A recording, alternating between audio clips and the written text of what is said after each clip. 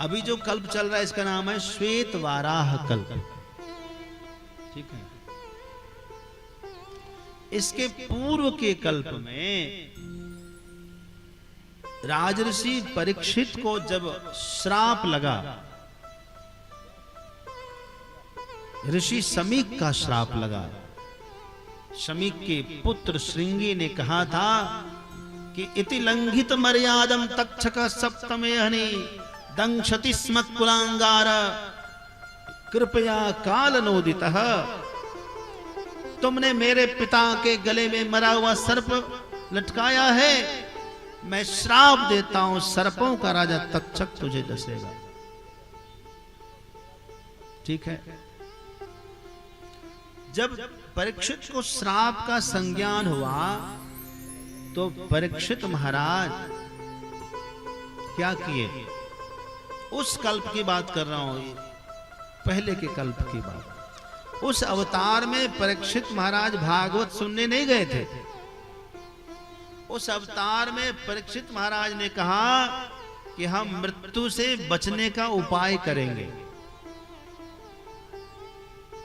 हर किसी को उपाय करना चाहिए, चाहिए कि नहीं चाहिए? यदि आपको बुखार लग जाए तो क्या आप दवाई लेने नहीं जाएंगे? जाएंगे ना भाई। किसी को हार्ट का अटैक आ जाए या कुछ आ जाए तो आदमी उसका इलाज तो कराता है कि नहीं कराता?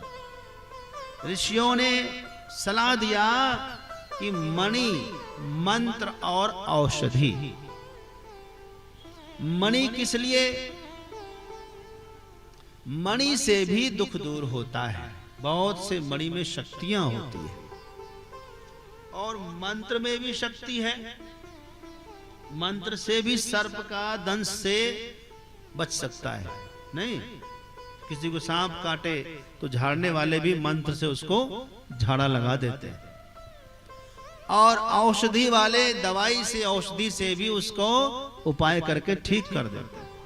महाराज इतना परेशान आप क्यों हैं? तक्षक डसेंगे, लेकिन उसके लिए हम लोग तैयार हैं ना। मणि मंत्र औषधि वाले, मणि के जानकार, रत्न के जानकार आ गए। महाराज ये मणि का स्पर्श कराते ही आपको विष का प्रभाव ही नहीं होगा। विष जो है निष्क्रिय हो जाएगा। सांप काटेगा, हम ये मणि वहां पर रख देंगे आपके उस भाग में और विष शांत हो जाएगा। मंत्र वाले ने कहा कि हम मंत्र पढ़ करके विष सब उतार देंगे झाड़ा लगा करके। औषधि वाले आए कि हम तुरंत औषधि पिलाएंगे। महाराज आप चिंता मत करिए, आप क्या करिए कि सांप जहां न चढ़ सके ऐसी जगह पर आप रहिए। परीक्षित ने 7 मंजिला शीशे का मकान बनाया। कितना मंजिला? 7 मंजिला ऊंचा शीशा का बनाया है, ताकि शीशा पर सांप चल नहीं सकता। चल सकता है? शीशे पर सांप नहीं चढ़ सकता, इसीलिए इतना ऊंचा शीशे का भवन बनाया और उसके ऊपर जाकर बैठ गए। अपने साथ में मणि के जानकार, मंत्र के जानकार और औषधि यानी दवाई के जानकार लोग वहां रख लिए साथ में। बोले बस 7वें दिन तक्षक डसेगा, बस 24 घंटा के लिए किसी को भी ऊपर प्रवेश नहीं करने देना है। और नीचे बहुत सारे सैनिक और बहुत सारे जानकार लोग रख दिए कि सर्प किसी भी प्रकार से उसमें प्रवेश न कर सके। पूरा उपाय कर लिया परीक्षित ने, लेकिन भाई रे भाई, होनी को कौन रोक सकता है? पूरा दिन 7वां दिन की बात थी और एक दिन पहले से उसने किसी को वहां प्रवेश बंद कर दिया था। 7वां दिन पूरा निकल गया, शाम का समय हुआ तो तक्षक ने सोचा कि मैं अब चलता हूं वहां। तक्षक ने एक ब्राह्मण साधु का भेष बना लिया और साथ में एक आध साधु और ले लिए। आ रहे थे रास्ते में एक कश्यप नाम का एक और ब्राह्मण मिल गया। बातचीत हो गई, तुम कहां जा रहे हो, तुम कहां जा रहे हैं। तो उस कश्यप नाम के ब्राह्मण ने कहा, मैं जा रहा हूं गंगा जी के किनारे राज ऋषि परीक्षित महाराज के पास। तक्षक जो साधु का भेष बनाकर आ रहा था, तक्षक सांप भेष बदल कर आ रहा था, उसने पूछा वहां क्यों जा रहे हो, क्या मिलेगा तुमको। कहा वहां हमने सुना है कि तक्षक नाम का एक सर्प है जो राजा को आज डसने वाला है, तो मैं वह मंत्र जानता हूं, मैं वो डसेंगे और मैं उनको जीवित कर दूंगा। तक्षक ने कहा भाई बेकार है तुम्हारा जाना, कोई फायदा नहीं, लौट जाओ यहां से। बोला नहीं लौटूंगा। क्यों बेकार है। कहा कि देखो वो तक्षक सांप मैं ही हूं, वेश बदल कर जा रहा हूं, और तुम्हें पता है कि मैं जिसको डसता हूं उस पर कोई मणि मंत्र औषधि काम नहीं करती। बोले क्यों। वो बचता ही नहीं, वो भस्म हो जाता है, स्वाहा। बोले मैं इस भस्म को फिर से जीवित कर सकता हूं, मेरे मंत्र में इतना पावर है। कहा कि सचमुच में। बोले हाँ। तो ठीक है, मैं इस वृक्ष को डसता हूं। एक पीपल का हरा भरा वृक्ष था, तक्षक ने उसी वृक्ष को डसा, डसते ही वह वृक्ष धू धू करके जल गया। न केवल सूख गया बल्कि जल गया। इसका विष इतना प्रचंड था, सोचो सर्प प्रजाति का जो राजा है उसका तो प्रभाव होगा ही। लेकिन वो ब्राह्मण भी कम नहीं था। उस कश्यप नाम के ब्राह्मण ने ऐसा मंत्र पढ़ करके जल फेंका कि वो वृक्ष फिर से हरा भरा और खड़ा हो गया। तक्षक डर गया कि भाई मानना पड़ेगा, ये तो बड़ा गजब आदमी है, ये तो हमारे मारे हुए को भी फिर से जीवित कर दे रहा है। तो तक्षक ने कहा भाई एक बात बताता हूं, देखो उसकी मृत्यु तो तय है, मुनियों का भी श्राप है, उसकी आयु भी खत्म है, तुम फिर क्यों बीच में विधान कर रहे हो, विधि के विधान को क्यों पलटना चाहते हो, तुम्हें क्या मिलेगा। कहा कि अरे राजा है हमारे, बहुत सारा धन मिलेगा वहां जाएंगे तो उसने कहा कि जितना धन राजा देंगे ना उससे ज्यादा धन हम तुम्हें दे सकते हैं, तुम अपना धन लो और फुटो यहाँ से। उसने कहा कि नहीं, अरे नहीं क्या, जो चल रहा है इसमें विधान मत करो, विधि के विधान में। तब उस ब्राह्मण देवता ने सोचा कि चलो भाई, जब उनकी आयु ही खत्म है, विधि का विधान है, तो हम बीच में क्यों बढ़े, और धन की बात है तो धन हमको यहां मिल ही रहा है।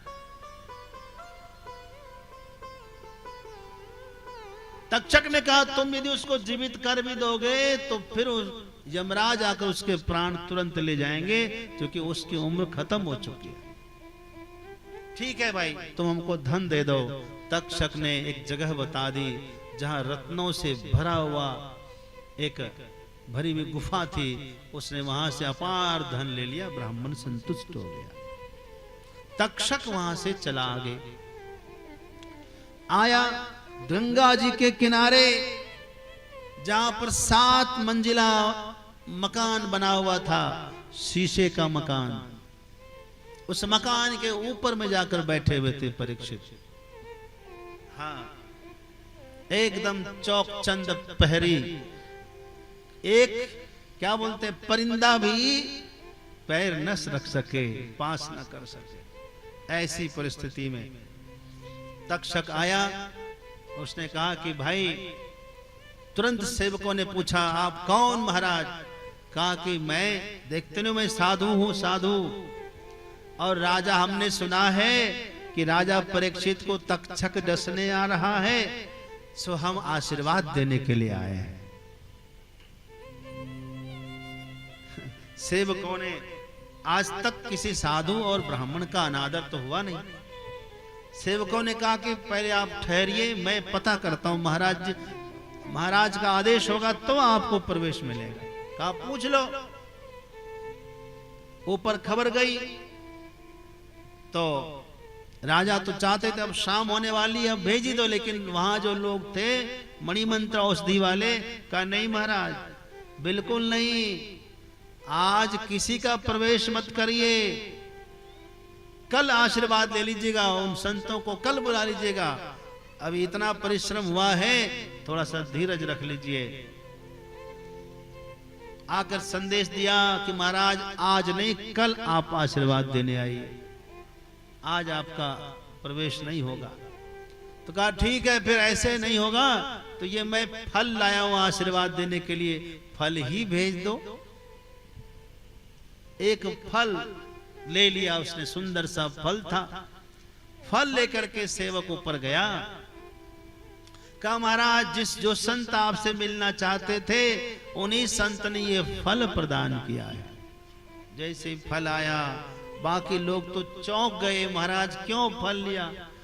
परीक्षित ने कहा अरे अब क्या, अब तो शाम हो गई, अब तक्षक तो आया नहीं, फल ही खा लेता हूं, सुबह से भूखे प्यासे हूं। और उसी फल में एक कीड़ा निकला, कीड़ा, वो कीड़ा था छोटा सा, और देखते ही देखते वो लंबा होता गया, और तुरंत इतना लंबा हुआ कि तुरंत परीक्षित को लपेट लिया, और ऐसा डसा कि परीक्षित का शरीर धड़ाम से गिर गया। परीक्षित की मृत्यु हो गई। और तो देही कार्य तो किया। जन्मेजय बड़ा दुखी हुआ। अभी जन्मेजय की उम्र ज्यादा नहीं थी, 8 साल की अवस्था थी मात्र। जन्मेजय ने संतों के कहने पर, ब्राह्मणों के कहने पर पिताजी का श्राद्ध किया। जब बड़ा हुआ जन्मेजय, तब उत्तंक ऋषि ने आकर जन्मेजय से कहा कि तुम अपने पिता का प्रतिशोध लो। तुम्हारे पिता की मृत्यु सर्पदंशन से हुई है ना, उस सर्प को उसकी कीमत चुकानी चाहिए। तुम जरूर सर्पमेध यज्ञ करो। और उसी यज्ञ में सर्प आकर जलते रहे। फिर आस्तिक मुनि के कहने पर सर्पमेध यज्ञ रोक दिया गया बीच में ही। और जन्मेजय को शांति न मिली तो फिर वेदव्यास जी जन्मेजय की शांति के लिए और उनके पिता परीक्षित की आत्मा की मुक्ति के लिए श्रीमद् देवी भागवत कथा सुना रहे हैं।